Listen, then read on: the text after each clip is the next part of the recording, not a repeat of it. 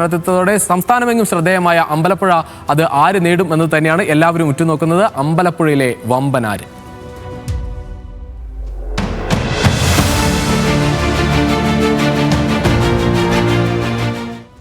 രജീഷ് രവീന്ദ്ര, ഇങ്ങനെ ഈ ചോദ്യത്തിന് അമ്പലപ്പുഴയിലെ വമ്പൻ ആര് എന്ന് ചോദിക്കുമ്പോൾ ആദ്യം നമുക്ക് സ്വാഗതം ചെയ്യേണ്ട നിലവിലെ MLA തന്നെ സ്വാഗതം ചെയ്യല്ലേ? തീർച്ചയായും. ആരാ? എച്ച് സലാം ഇങ്ങ് പോരട്ടെ. എച്ച് സലാം വന്നു. നിലവിലെ MLA ആണ് അദ്ദേഹം. CPIM-ന്റെ ജില്ലാ സെക്രട്ടറി അംഗമാണ്. ആലപ്പുഴ CITU-ന്റെ ജില്ലാ അധ്യക്ഷൻ കൂടിയാണ്. പിന്നെ പറയാവുന്നത് സുധാകരന്റെ ഒരു വിമർശകൻ. ഇപ്പോ സുധാകരന്റെ വിമർശകൻ കൂടിയാണ്. ഒരുപക്ഷെ സുധാകരൻ ഈ പാർട്ടിയിൽ നിന്ന്, സംസ്ഥാന കമ്മിറ്റിയിൽ നിന്ന് പുറത്തേക്ക് പോകുന്ന ഘട്ടം മുതൽ ആലപ്പുഴ ജില്ലയിലെ പ്രവർത്തനങ്ങളിൽ ഉള്ളപ്പോൾ എച്ച് സലാം ആർത്ഥത്തിൽ സ്ഥിരമായ വിമർശകൻ തന്നെയാണ്. ഒരുപക്ഷെ എതിർചേരി എന്ന് പറയാം. സജി ചെറിയാനും എച്ച് സലാം ആയാലും അല്ലെങ്കിൽ നിലവിലെ ജില്ലാ സെക്രട്ടറി നാസർ ആയാലും ആ ഒരു ബെൽറ്റിനോടാണ് സത്യത്തിൽ സുധാകരൻ അടുത്ത.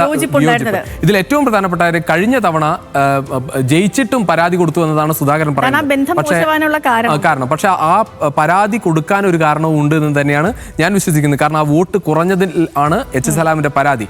അത് സത്യമാണോ, എത്രത്തോളം അതിന്റെ കാര്യമുണ്ടെന്നത് ആ പാർട്ടി പരിശോധിക്കേണ്ട കാര്യമാണ്. പക്ഷേ എച്ച് സലാം പറയാനുള്ള കാരണം അതാണ്. 11,000 വോട്ടിന് ജയിച്ചില്ലേ എന്ന് പറഞ്ഞ് പോകാൻ CPM-ൽ പറ്റില്ല എന്നതാണ് എച്ച് സലാമിന്റെ പ്രശ്നം. കാരണം അതിലേറെ വോട്ട് പ്രതീക്ഷിച്ചു, എന്തുകൊണ്ടൊക്കെ വോട്ട് കുറഞ്ഞു, അതിൽ ജി സുധാകരൻ പഴിക്കുന്നുണ്ട്. അവിടെയാണ് ജി സുധാകരൻ പറയുന്നത്, കാരണം എന്നെ ഏതെങ്കിലും തരത്തിൽ കുറ്റവാളിയാക്കാൻ വേണ്ടി മനഃപൂർവ്വം ഈ കോക്കസ് ഉണ്ടാക്കിയ ഒരു കാര്യമാണ് അത് എന്ന് ജി സുധാകരൻ അദ്ദേഹത്തിന്റെ വാദം പറയുന്നു. അങ്ങനെയാണ് തുടങ്ങിയ ഒരു പ്രശ്നമാണ്. പിന്നീട് സംസ്ഥാന കമ്മിറ്റിയിൽ സ്ഥാനമില്ലാതെ പുറത്തേക്ക് വന്ന സുധാകരൻ പിന്നീട് അത് വലിയ വിമർശകനായി മാറി. എന്തായാലും അങ്ങനെയാണ് എച്ച് സലാമിനെ കുറിച്ച് രജീഷ് രവീന്ദ്രൻ പറയുന്നെങ്കിൽ ഞാൻ സുധാകരനെ വെൽക്കം ചെയ്യാൻ പോവാം. തീർച്ചയായും. എന്നാലും സുധാകരൻ വരട്ടെ. അപ്പോൾ എച്ച് സലാം പോയി, സുധാകരൻ വരുമ്പോൾ പ്രിയപ്പെട്ട പ്രേക്ഷകരെ, ജി സുധാകരൻ അദ്ദേഹം 2 തവണ മന്ത്രി, 4 തവണ MLA, അമ്പലപ്പുഴയിൽ നിന്ന് 3 വിജയം. അങ്ങനെ ആലപ്പുഴയിൽ വമ്പൻ സ്വാധീനമുള്ള ഒരു നേതാവ്. പിന്നെ മറ്റൊന്ന് എടുത്തു പറയേണ്ട സുധാകരനെ സംബന്ധിച്ച് അഴിമതി ഇല്ലാത്തൊരു, എനിക്ക് തോന്നുന്നത് 2 തവണ, അതായത് 2006 മുതൽ 2011 വരെയുള്ള അദ്ദേഹത്തിന്റെ കാലയളവിലാകട്ടെ, 2016 രണ്ടാമത് പിണറായി സർക്കാരിന്റെ കാലത്തായിട്ട്, ഇത് VS സർക്കാരിന്റെ കാലത്തും പിണറായി സർക്കാരിന്റെ കാലത്തും മന്ത്രിയായ ഒരാൾ കൂടിയാണ്. അങ്ങനെ 2 തവണ മന്ത്രിയായ ഘട്ടത്തിലും പ്രതിപക്ഷത്തിന് ഏതെങ്കിലും തരത്തിലുള്ള ഒരു അഴിമതി ആരോപണം, അദ്ദേഹത്തിന്റെ വാക്കുകളൊക്കെ അല്ലെങ്കിൽ അദ്ദേഹം ഉച്ചരിക്കുന്ന കാര്യങ്ങളൊക്കെ പലപ്പോഴും വാർത്തകളിൽ നിറയുകയും അത് വിവാദമാവുകയൊക്കെ ചെയ്തിട്ടുണ്ടെങ്കിലും ഇദ്ദേഹത്തിനെതിരെ ഉന്നയിക്കാൻ ഒരു അഴിമതി ആരോപണം. അതിൽ ഏറ്റവും ശ്രദ്ധേയമായ കാര്യം, നമ്മൾ ഇപ്പോൾ ഏറ്റവും കൂടുതൽ കേൾക്കുന്ന അഴിമതി ആരോപണം ഒന്ന് ശബരിമലയാണ്.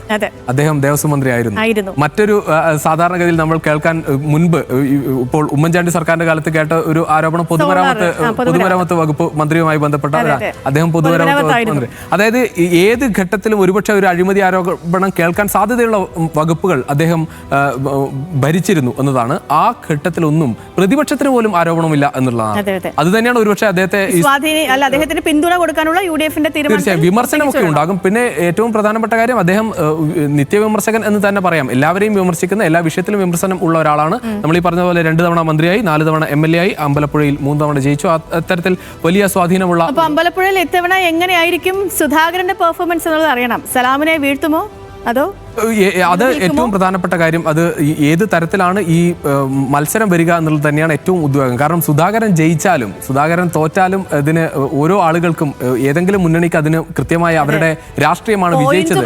തീർച്ചയായും അവരുടെ രാഷ്ട്രീയമാണ് വിജയിച്ചത്. സുധാകരനെ പരാജയപ്പെടുത്തുക എന്നത് സത്യത്തിൽ എച്ച് സലാമിന്റെ വിഷയമല്ല, അത് പിണറായി വിജയന്റെ വിഷയമായി മാറിയിരിക്കുന്നു. ഇന്നത്തെ നമ്മുടെ ഈ സനീഷിന്റെയുമായുള്ള ന്യൂസ് ഡയറക്ടറുമായിട്ടുള്ള അഭിമുഖത്തിൽ സുധാകരൻ ഈ സമീപകാലത്ത് ഒരു തരത്തിലും ഏതെങ്കിലും നേതാവിനെ ഇങ്ങനെ വിമർശിക്കുമോ എന്ന് നമുക്ക് സംശയം. അത്രമാത്രം പറയാനുള്ളത് മുഴുവൻ പറഞ്ഞ തരത്തിലാണ് പിണറായി വിമർശിച്ചത്. അതുകൊണ്ട് തന്നെ പിണറായിക്ക് കൂടി സുധാകരൻ തോൽക്കേണ്ടത് ആവശ്യമാണ്. അതുകൊണ്ട് അടുത്ത ആളിനെ വിളിക്കട്ടെ. അങ്ങനെയാണെങ്കിൽ ഞാൻ അടുത്ത ആളിനെ വിളിക്കുന്നു. അരുൺ അനിരുദ്ധനെ കുറിച്ച് പരിശോധിക്കുകയാണെങ്കിലും ഇപ്പം BJP-യുടെ ജില്ലാ വൈസ് പ്രസിഡന്റ് ആണ്. ഒരു ഡമ്മി സ്ഥാനാർത്ഥി ആരോപണമൊക്കെ ആദ്യം കേൾക്കുന്നത് സുധാകരന്റെ വാക്കാണ്. 5000 BJP വോട്ട് വരാൻ സാധ്യതയുണ്ടെന്ന് സുധാകരൻ പറഞ്ഞു. സത്യത്തിൽ ഡീൽ ആരോപണത്തിന്റെ ഒരു മറുപുറം നൽകാൻ ഒരുപക്ഷെ LDF-ന് ഒരു ആരോപണം ഉന്നയിക്കാൻ ഒരു സ്റ്റേറ്റ്മെന്റ് കൊടുത്ത ഒരാൾ ജി സുധാകരനാണ്. അത് അരുൺ അനിരുദ്ധനെ കുറിച്ച് അരുണാകട്ടെ അതിന് വളരെ രൂക്ഷമായി വിമർശിച്ചുകൊണ്ട് പ്രതികരിക്കുകയൊക്കെ ചെയ്തു. കൂടുതൽ വോട്ട് പിടിക്കും എന്ന് പറഞ്ഞു. എന്തായാലും അമ്പലപ്പുഴയിൽ ഈ പറഞ്ഞതുപോലെ വോട്ട് വർധന ഒരു ആത്മവിശ്വാസം ഉണ്ട്. കാരണം മുൻകാലങ്ങളിൽ ഉള്ളതുപോലെയല്ല, വോട്ട് വർദ്ധിപ്പിക്കുന്നുണ്ട്. അമ്പലപ്പുഴയിലെ രജീഷ് സുരേന്ദ്ര 20,000-ത്തിലധികം വോട്ട് കിട്ടിയിട്ടുണ്ട്.